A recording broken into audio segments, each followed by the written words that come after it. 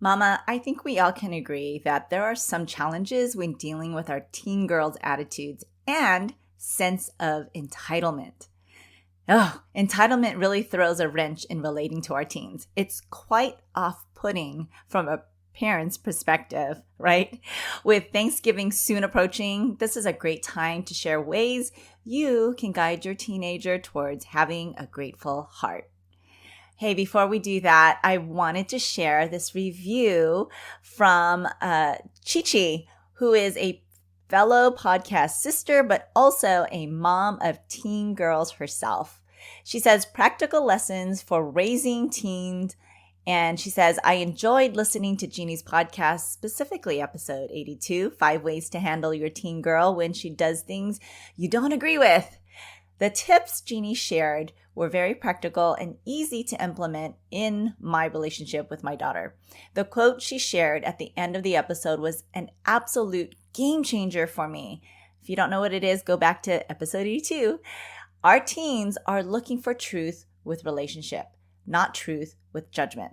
I recommend this podcast to every Christian mama out there raising teens, and any mama raising teens. Let Jeannie be your guide through the treacherous teen years. Thank you so much, Jeannie, who sharing your Christian-led wisdom. Thank you so much, Chi-Chi from Start That Business podcast. Thank you, friend, for that amazing review. Yes, truth with judgment pushes kids away. Truth with relationship draws them to you. Yes, this truth bomb was from Mark Gregston, which is one of my favorite quotes, and it's posted on my website, raisingherconfidently.com, because I truly believe, especially in this season of raising a teen, your girl is seeking relationship. She will not hear what you have to say unless you have relationship. Other than that, it simply comes across as being judged, which causes shame, blame, and guilt. 3 obstacles that get in the way of an authentic relationship of true connections. Most moms understand this, but just don't know how to go about it. Yes, we need to share truth with them 100%. I absolutely agree. That is why we are their parents. That is why you're mom, to share the truth. But how we deliver it and how they receive it matters. And what is the gap that bridges this? Open communication. It's earned, mama. I know you don't want to hear this, but it is. Your once little girl is gaining her independence and wants control over her life, yet you still need to feed her with truth. However, there is a way. I lay it all out in my course, Talk to Your Teen Girl Framework, where you will learn how to develop communication pathways that allow you to build relationship, for you to communicate truth into her life where it does not feel judgy. Talk to Your Teen Girl Framework is a step-by-step course that gives you the roadmap to creating communication with her. Want to know more about it? Head on over to talktoyourteengirl.com for more info. Hey mama, welcome to Raising Her Confidently. Do you want to have open communication with your teen daughter? Do you find yourself constantly thinking about how to talk to your teen or why your girl is not opening up to you? Do you wake up with confident intentions only to feel confused and frustrated when all you get are one-word answers from your daughter again? Hey, I'm Jeannie. I too was a mom raising young teens. I too felt grieved by the loss of my sweet, talkative little girl. I wanted her to come to me about anything, even if she was scared, and listen to my advice. But I kept thinking, she won't listen to me, and I don't know how to approach her until I found tools to create open communication. In this podcast, you will find how to connect and talk to your teen and create a safe space for her to go to so that you will have that close relationship you dreamed of. Go grab your glass of Merlot and throw off those fuzzy slippers and let's dig in together. Can you believe Thanksgiving is this Thursday? Where did the year go? I really felt like once Labor Day hit, it was just like dominoes from there. Halloween literally felt like it was just yesterday. But you know what? I love Thanksgiving. It's a time where we get to gather with family and break bread. I have plenty of extended family here where I live, and we usually celebrate the holidays together, taking turns hosting at each other's houses. So we are all like well over 30 people when we celebrate. There's like over 30 people. My cousins are having kids. So we keep on adding to this extended family, and it's amazing. It's glorious. Our dinners are potluck style, so one family does not have to feel overwhelmed by having to prepare all the dishes. It's typically half traditional American dishes like turkey, mashed potatoes, some kind of veggies, gravy, and then the other half is Filipino food. I absolutely love it. It's such a great representation of the culture we're raised in and the multiple generations our family is comprised of. I tell this story because it really is a time for us to pause out of our busy lives and be intentional about gathering as one big family.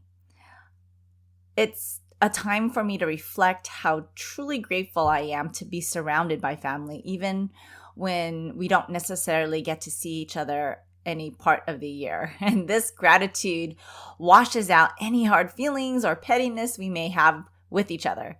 So Thanksgiving, with all the food, the company, and time set aside for this, really is a representation for us of abundance. We take this day to be grateful for the abundance in our lives.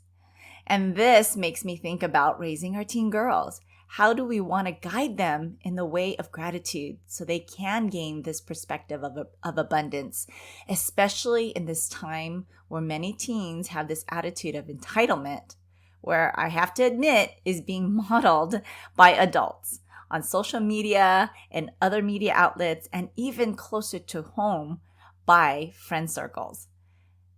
Having a heart of gratitude is having an appreciation for life in the present, the now, having an appreciation for now and what is in front of them.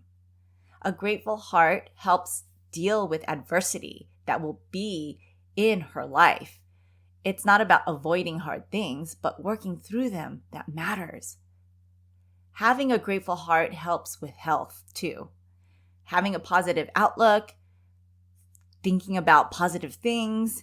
Now, this is not about positivity and willing positivity, really. It's more about looking at the bright side, looking at the things that have been gifted to us, looking at what we have instead of what we lack, and being filled with an unconditional love that is freely given.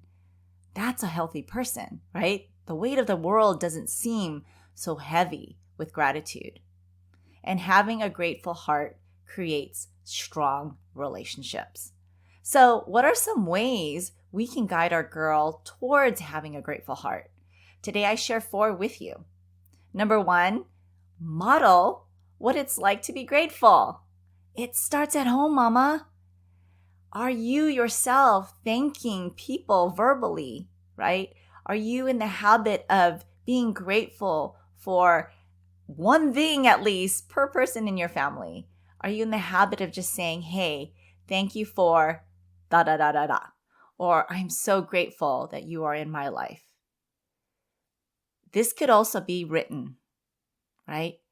Do you write little thankful cards, or do they see you in the habit of sending thank you cards to people in your life that you're so grateful? And through gift giving. It doesn't have to be an expensive gift, or maybe it's an exchange. You grow a garden, like we have fruit trees in our backyard, right? And every now and then when we have so much fruit, more than we can eat at one sitting, we'll give them to family members just because I'm grateful they're in my life. Or we'll give them to our neighbors a couple doors down just because they're in our life and that we're thinking about them. Are you in the habit of doing that too? Sharing with her how grateful you are to your girl too is also modeling it. Have you shared with her how grateful you are to have her? Right? So that's number 1, modeling what it's like to be grateful. It's just a habit. It's just the way life is, right? Have you ever had somebody ask, hey, why do you do this? Or something specific that just sticks out and other people are curious, hey, why do you do this? Or why do you think this way? And you just say, well, that's just how we grew up. We've always done this. Why not modeling being grateful? I have a really good friend who's now young adult boys and a couple of teenage boys. Every time they come to someone's house or every time someone comes to their house, they greet with a hug. And that's what they do every single time. It was an expectation that was from their family and their parents. My good friends just modeled that all the time. And that's what we get from them is they just hug people. They greet them with hugs, regardless if they're visiting your house or if you're visiting their house, because it's something that they just do and they were raised with, right? So model what it's like to be grateful. Number 2, have her get in the habit of writing them down. Have her think about at least one thing she's grateful for daily and have her write it down. It could either be, if she's a notebook person and a journaler, she can write it into her journal. If she's not, obviously she's likely on her phone. Have her write it down in her calendar or in the notebooks section or the notes app where she can just write down what she is grateful each day. She can choose to share it with you or not. This is more personal for her, but it causes her to pause and reflect. It causes her to pause and reflect, and that is what the important thing is to do, is for her to stop. Stop getting distracted with the things that she does not have, but to pause and reflect on what she does. To think of one thing. I do this on a daily basis. I am grateful for 5 things each day, and I have to say, there are some days where I can't think of 5, but I know there is more than 5 things to be grateful for, and it can be simple. For me, sometimes I'm just grateful I have a warm cup of coffee in my hand that I can drink. It could be simple. The point is that she pauses and finds one thing that she appreciates and is grateful for. This is an internal drive, right? An internal drive that we want to cultivate in her. This is what will truly help her to create this grateful heart, okay? Have her get in the habit of writing them down. Number 3, help her focus on what she's gaining when she wants to focus on what she's losing. Help her focus on what she's gaining when she wants to focus on what she's losing. Here's an example. High school, even middle school. People run for ASB, right? I ran for ASB a couple years, and it's such a highlight for some kids to run for office. Actually, it's such a brave and courageous thing for them to do and put themselves out there, and they're putting themselves at the mercy of their peers to vote for them, right? It's very vulnerable.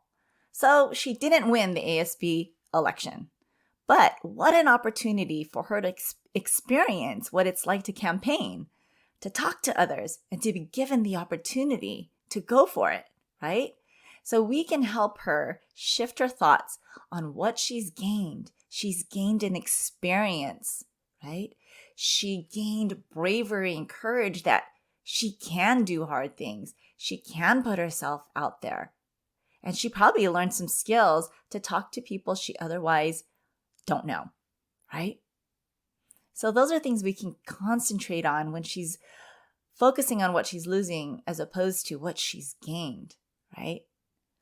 What she's grateful for. This is not about there is always something worse, right? This is not what we're trying to say, well, you should be grateful because there's always something worse. You are not trying to shame your girl into being grateful for what she has.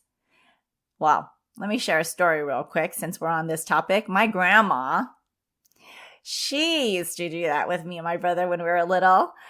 And this was typically around the dinner table when we didn't finish our food. Literally, there was so much food anyways on our plate. Our little bodies couldn't finish it, even if we wanted to, even if we were starving.